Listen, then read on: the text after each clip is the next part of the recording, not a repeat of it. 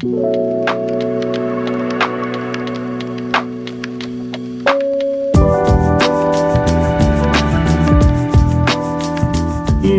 we go. All right, welcome everyone, and back to another Fide Heart and Soul podcast, where we are continuing our conversation on stewardship. I'm joined today with a special guest. This is actually my brother. This is Daniel Sedaris. Hello. He is a scientist in regards to the environment in some ways, right? Yeah, you're fish and wildlife. Fish and wild ecologist. Yeah, ecologist. Amateur ecologist. But Amateur ecologist. That's right. I'm an amateur theologian still, until I find out if I pass my master's, and I'm a master theologian. Oh, nice. But we'll find that out soon, if that happened or not. Anyway, so like last time we talked about stewardship of self and stewardship of others and seeking the common good and how that works. But now we're going to talk about, we'll take that idea of stewardship and apply it to creation, all right? Which is where you come in to tell us about this stuff, all right?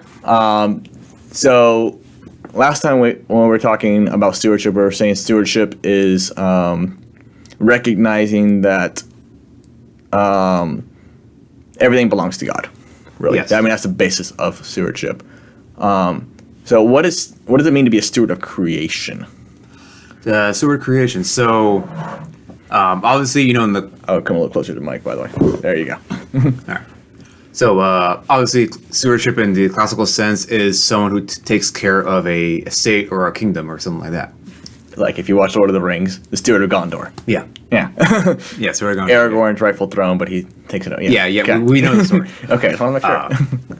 Yeah. So a steward obviously takes care of the kingdom, so he has to manage a kingdom to bring out the most, I won't say the word income, but to be most productive. Okay. So like, back in the day, especially smaller fiefs, you had to bring in income. You had to get, most productivity out of the farm. Mm-hmm. Law and order. Everything has to be in order so the land can produce the most. Okay. So a steward will be a steward of creation. We're meant to, cultivate the planet to bring about most out in a good way. Okay. So stewardship is not necessarily a babysitter. It can be. I mean, yeah. Obviously, okay, going back to Lord of the Rings. Yeah. In its absence of the king, the steward is in command. Right. So yeah, I guess he got a babysitter. But obviously, God is still present. Mm-hmm. But he's present, but he's letting us control nature.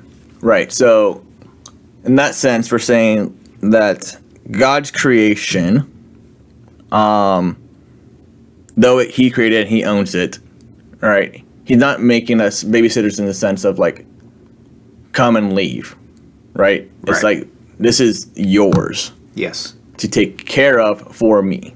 Right. So he's making us like, in some way, co-owners of creation. But for us to have delight in his creation, right? And it's to find some type of joy in this creation. Like it was created for us, right? Is that kind of? Yeah, definitely created for us. Created for, obviously, God does not need creation. God does not need us, but God wanted us. He wanted us to be happy, so he gave us a home. Mm-hmm. He gave us a living home. It's not like, a house with 4 walls, like kind of crumbles and stuff. Mm-hmm. This is a living home. This is something that, it gives us food, gives us shelter, gives us recreation. But at the same time, it is a living thing that has its own soul. In the way, obviously not a rational soul, but right. So like right. So it's something that God created, has life, that we are to take care of to make sure that life continues. Yes. Right. Okay.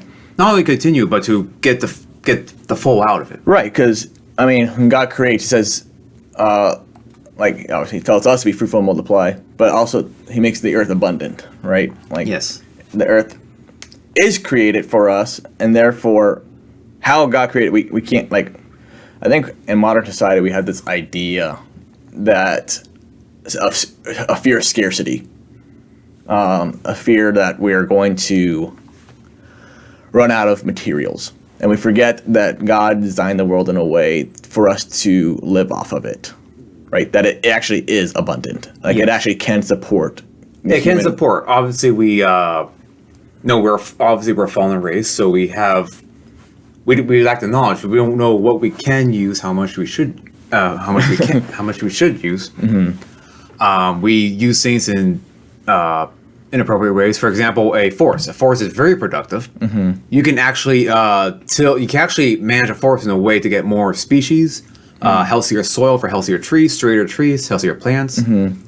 Obviously, if you just go in there, clear cut everything, then the ground degrades and can get washed away and can't even support forests again for decades. So, Right. but or you can ranch in a way where you only harvest several trees, or succession or whatever, and let the forest give time for it to regenerate, and then harvest a little bit, not harvest all at once, to keep on going like the Earth is gonna keep doing that. No,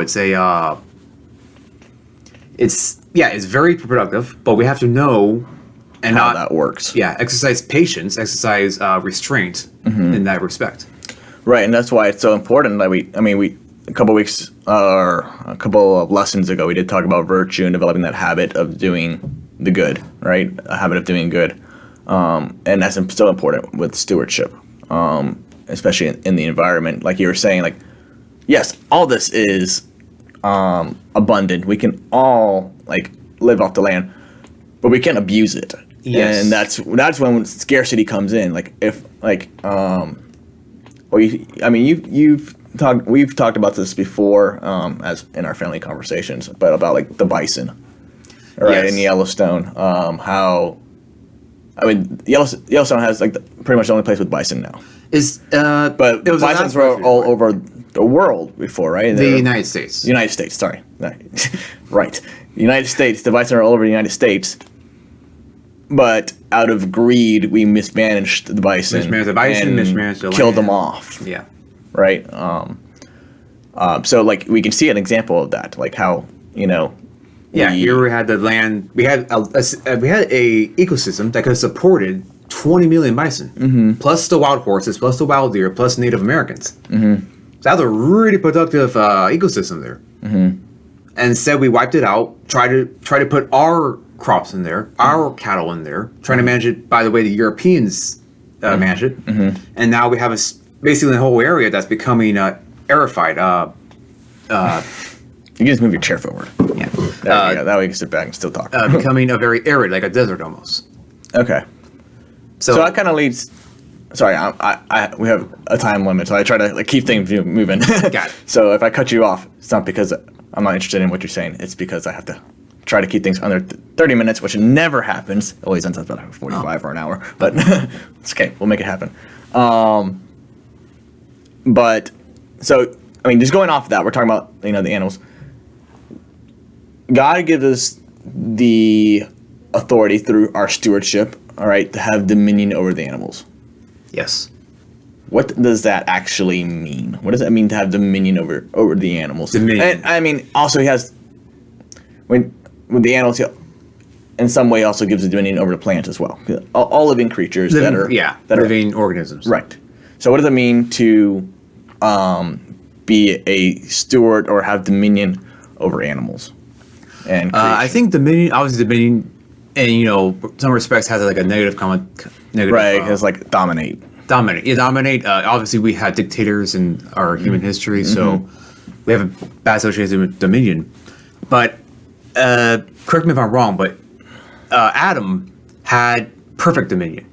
Yeah. That dominion in its rightful sense. That he has full authority, but he is a just man, so he would never abuse that authority. Right. So dominion means, in some ways, means to rule. Right. Yeah. And you can rule. We know, like through history, we see there was good rulers and there's bad rulers. Doesn't mean to rule is bad. It just means there's good rulers and bad rulers. Yeah. Also, just rulers are it's necessary for life. Right. Nature is run by a rule. A wolf pack is run by an alpha. Right. So there is a natural hierarchy in nature. So obviously, it's a natural hierarchy in people. So we are the only animal. We're the only truly rational animal. A lot of people say, "Oh, the apes are intelligent. Oh, the whales are intelligent," which is, it's true. They have incredible memory. They can have different cultures in different regions. So that's like these are very intelligent animals. But at the same time, you never see an ape make a painting. You never see a whale acting outside eating krill decide, oh, I'm going to eat fish instead. Right. Or some whales do eat fish. Never mind. Right. Our soul's not bound by the material world. No. So we have a unique relationship with nature. So we have natural dominion over nature. Look at for example, we can make by understanding nature's rules, we can make a land more fertile. Grassland is pretty fertile as it is. Can you give an example of like how we can make the land more fertile? You can make look at what Trout Unlimited does in the mountains of Pisgah National Forest. Pisgah. Good Pisgah. Pisgah National Forest. They have we have streams. A lot of it runs very natural, that'd be natural. But a couple years ago, we had a landslide affect that portion of the stream. Mind you, landslides are natural. Normally, when landslides happen in nature, it takes a while for nature to recover. That does deplete the. There you go. Deplete the fish stocks, obviously. So that's common. There's suffering in nature. Forest fires, all that stuff. That's part of nature. But it does require a period of unproductivity. But what they did in the national forest, they helped redirect the stream, actually following an old stream bed that was long ago abandoned. And they helped redirect it to try so the landslide does not affect the fish stocks for that period of time. So that's an example. That was a natural occurrence, natural depletion of stocks of productivity for that stream. But we can go ahead in there and mitigate, kind of speed up nature. So that's an example of us mitigating. We can set smaller forest fires to prevent bigger forest fires. We can bring compost, bring organic content to a land. For example, here in North Carolina, we have very clay soil. That's natural. But in some areas, it's not very productive. We can go in there, till it up. Man, too much tilling is a bad thing. Off topic. But go in there, add organic content to the soil, add more nutrients, add small ridges in the land to help it hold water better. So you take a natural area and make it more productive. So that's something by following the law, by understanding the laws of nature, we can go in there and put order in this area where there's no order. Remember, nature has order, but it's very slow. If something major catastrophe happens, it takes a long time for order to get reestablished. Okay. We can go in there and make it much faster. Okay, so to kind of summarize and break down what you're saying is by understanding the law, which by law you mean the natural order of things, right? So how God created things, all right? You're talking about divine law, which is a theological term for meaning how God created things. Yes. All right. By understanding how God created things, we can be good stewards and helping the environment be more fruitful, yes, right? And do what it's supposed to be doing, which is ultimately to benefit us and benefit the creatures around us. Yes. Right? So to be a steward means to understand God's creation, right? How God created it, and to order our behavior to support that. Right? Yes. Okay, that makes sense. And then when we do that, we do find the abundance that the earth produces. Yes. Okay. And then, so I skipped a question that I was going to ask you, and I'm going to go back to it now. All right. All right. We were talking about animals. We were talking about creation. All right. These are all good things, right? Yes. I think you kind of touched on it a little bit there. So the question I was going to ask was, since God created animals, God created humans and plants and everything, does that mean that we are equal to creation?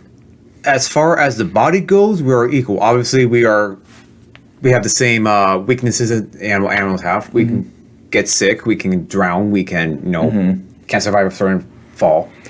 Maybe you can't. No, I'm kidding. But as far as, rational and spirit, we are obviously light years above the animals. Like I said, you have whales, elephants, primates are very, very, these animals are really intelligent.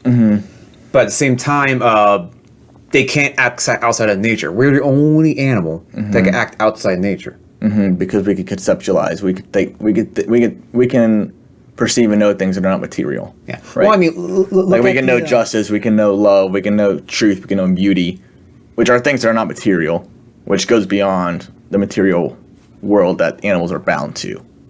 Yeah, we can. Right. Yeah, well, for one thing, look at what Chesterton said about the cave painting in France. The that all of a sudden you have this animal that can paint beautiful pictures on the cave wall. And mind you ever see some of these ancient cave paintings? These aren't like little child scribbling or my scribbling. These are like intricate works of art. Right. There's pigments, there's paints, there's realistic animals on these cave walls. So also, even from the very, very beginning, from Adam, you had that capacity. That man had the capacity to make a rocket. Right. If you take time travel, go back, pick someone up in first century BC, bring them up future, they have the same capacity to go to college.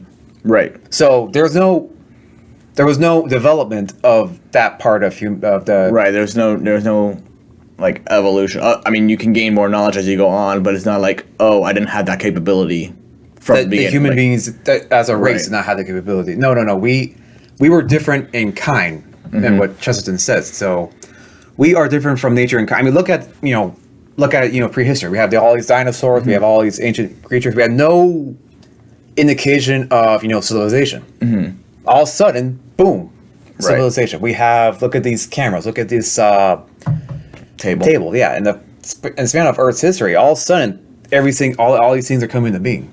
So something like almost like a switch. It wasn't a developmental, gradual thing. It's something instantaneous. Right. Happened. So we are fundamentally different. I would say, we are definitely above, despite what a lot, people in my field say, ecologists say, oh, we are this is a type of animal.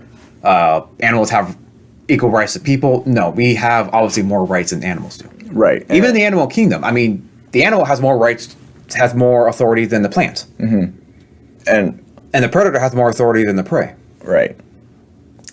And just to make a clarification, you said, I'm just going to make a theological clarification. Okay. When you said we're like the animals in body, just to make a clarification on that, I know what he's saying. He's not referring to that our bodies are like the animals, because human souls and human body are connected to make a human being. Oh yeah. So therefore, like, it's not like the body is separate from the soul. The soul is connected to the body to make a human being. Therefore, the body actually does elevate above an animal's body because of the soul that animates the body. So all of the human being, the whole person of the human being, is above animals, which is why we can't just like kill the body for food or like why? Okay, you can't treat the human being as you would another animal. You Right, exactly. You can't practice population control on the human race. Right, because we are created in the image and likeness of God. We're the only thing in Scripture that says it's created in the image and likeness of God. Yes. So we have the ability to, in some ways, be like God, which is why Christ came down to show us like this is how the human ought to be. Yes. Right, and he asked us like, follow me, take up my cross and follow me, like live the life that Christ lived. And by Christ doing that shows us that we, the human race is special and it's above all the animals. Okay, so now we know that. I want to know why is it that it's okay to? I mean, we know theologically God said to like after the flood and all that Noah can eat the animals and eat meat. Why is that okay, and how do we do that well? Why is it okay to eat meat? Why is it okay to eat, like, kill animals and eat them?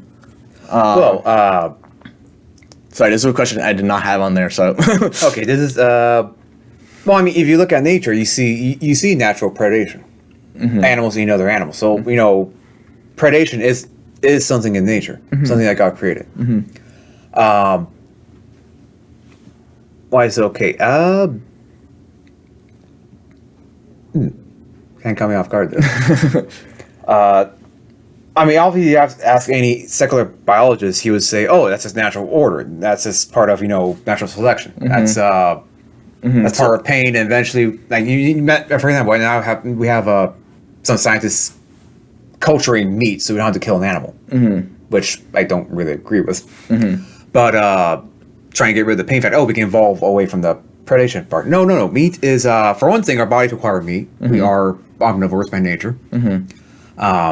Just by the structure of our teeth, we know we eat plants and meat. By the structure of our teeth, structure of our gut, all that stuff. Right. So I guess it goes down to the problem of pain. It's one of those things not real, like, yeah, we have some rationale for it, but there's no real dead set answer. I can't give you an answer why it's okay to eat meat, why it's okay to kill other animals. Other than, like, I mean, I would say, like we started with, God gave us this thing for our good, right?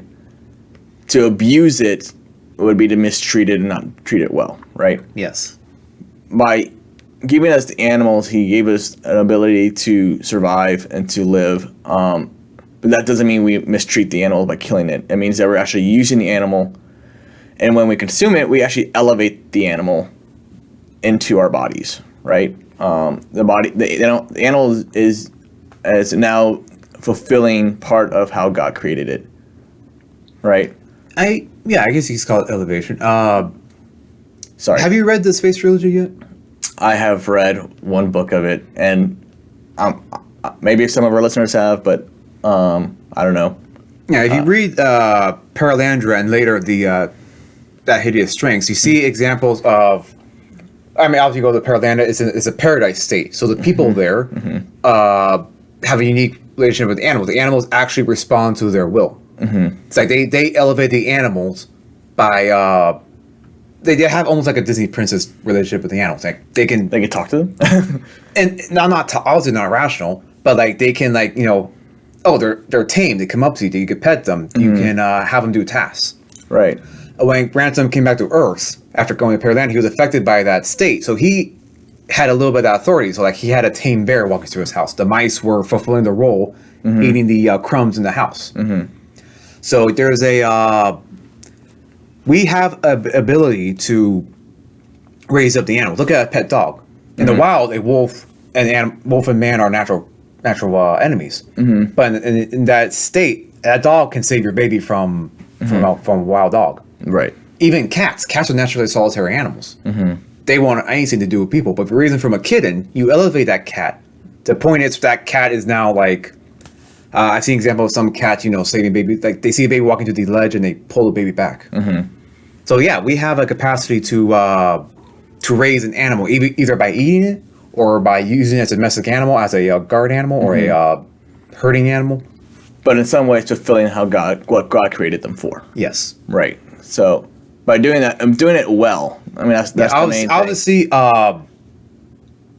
there's pain and death. If you watch it, right. Geographic, there are examples of some predators. There's a lot of suffering in the kill. Right. Human beings, obviously, we have an ability to do a clean death. Right. A lot of people, like, because they're lazy or whatever, will not do a humane death when you butcher an animal. Right. But there's a lot of ways to do a humane. Right. A humane kill that respects the animal and God's creation, and actually use the whole animal in some way. Which, I mean, we're not going to go too far into that, but like it's important. Like just to summarize, like know like where you, like what if you are someone who is butchering or even consuming or buying from a store, like it's important to like know like where the animal came from. Know how it's being treated, because we want to try to be a good student of creation as much as possible. Right. As much as knowledge can give us. Right. So it's good to like know like where our meat comes from, where all this, to see like, is it coming from a place that is respecting animals, or is it just doing it just for the sake of doing it? But to save time, we're not going to go into that. Okay. All right. So last question. This is a practical question. How can like an everyday, family at home, because that's who we're talking to. We're mainly talking to parents. How can they, what are some practical ways they can start being a good steward at home? And with their kids and like showing them that. Not to sound cliche, but like the little things you do every day. Yeah. Which is right. Yeah. Yeah. I would say plant a garden. Yeah. So even if it's not, if you're not gonna live off tomatoes, grow a tomato plant. Right. Let your lawn. Obviously, a lot of people can't let their lawns grow high because zoning stuff. Yeah. But let your lawns grow a little bit. Let weeds grow. Not all weeds are bad. Some weeds is something we associate. Something we put on a plant. But a lot of weeds are basically, it's almost like the ground telling you we need this type of plant here because that's the type of nutrients that's efficient. That plant can help fix, say, a certain nutrient. So let weeds grow. If you need to weed, pull by hand. One, it doesn't take as long as people think. It's actually Pretty quick. If you keep up with it, it's very quick. A lot of people are like, oh, it's just spray it. But yeah, pulling weeds is very easy. I would say the big thing, and this goes to the physiology of fasting. Reduce the energy, reduce the material things that we buy. Obviously, we live in a very materialistic society. And materialism is right now a big contributor to global warming, habitat degradation, overdevelopment, cutting down too many trees, too many harvesting too many animals. It goes down to Catholic teaching. We are very that we need to reduce, not be so dependent on material things. Focus on the spirit, not the Well, I guess you could say kind of like sin. How we look at sin, we say sin can be very addictive. Yeah. We think we do this thing over and over again. It's not sustainable. Right. Same with materials things. We want more machines. We want the new iPhone. We want the new shoes. We want like 20 pairs of shoes. We want neat. We want brand new floors. We want brand new. Obviously, yeah. I'm not talking about like a hole in the floor. You need floors, but yeah, we need floors. We need a good floor. But like some people say, oh, I want a rug now. Oh, take out the rug. I want a nice tile or something. But yeah, we focus a lot right now. How we measure happiness according to some sort of psychological study by material goods. So right now, Sweden is considered the happiest place on earth, even though they have the highest suicide rate. Yeah. I'm not sure if it's Sweden or not, but yeah. So if you want to know the happiest place, you and I were there, Africa. Right. Now we've seen how many, even though it's a very deplorable conditions, how many people seem to be very content. Yeah. Yeah, and I mean that's good. I mean, just to go back to what you said, I think like starting a garden is a good way to get started. Just learning like how does this plant work, like working on the land. Sorry, we had a technical difficulty. We're back, but just concluding there, like starting a garden, starting cutting back on materials. That luxury items, right? And I may have said this already. I don't know because the video cut out. But just being intentional about what you're consuming, being intentional about how you about what you buy, what you're buying it from, and that way just developing your conscience to like learn how to be a good steward. Even if it's not saying that you have to like eliminate all these things. But like start working your way back slowly because it is. I mean, it's hard, and it's financial. Financially, it can be expensive to, start eating things all organic or start, buying top notch. Like, oh, this cleaning spray has 100% natural ingredients, but it's going to be more expensive. So like, find ways in which you can, or find ways. You can make some homemade stuff. Homemade stuff, yeah. There's a lot of homemade, like a lot of stuff that use to clean a counter. You can make homemade from hydrogen peroxide or just a little bit of dish soap. Bug spray, make a very good bug spray from dish soap. Yeah, there you go.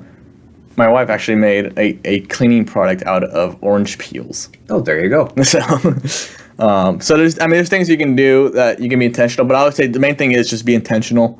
Know where your stuff is coming from, and then make a decision based on what's best for you and your family about what you can do and the little things you can do to start being a good steward of creation. And as we talked about last time, a good steward of yourself and others. Yeah. All right. Well, I think that was very good information for us to learn, to contemplate on. And next time we are going back. So we're starting our cycle of the Fide lessons all over again. So we're starting the sacraments all over again. So next month will be on baptism. Sorry, last lesson I said we were going to do prayer, but we're actually going to go straight into baptism. Then we're going to do confirmation, first communion, all the initiation sacraments, and kind of retie those back in as your kids prepare to receive the sacraments. So pay attention to those lessons coming out. But thank you again, Daniel, for coming on and sharing with us a little bit about being a steward of creation. And we, just thank you. All right. Yeah. All right. See you next time.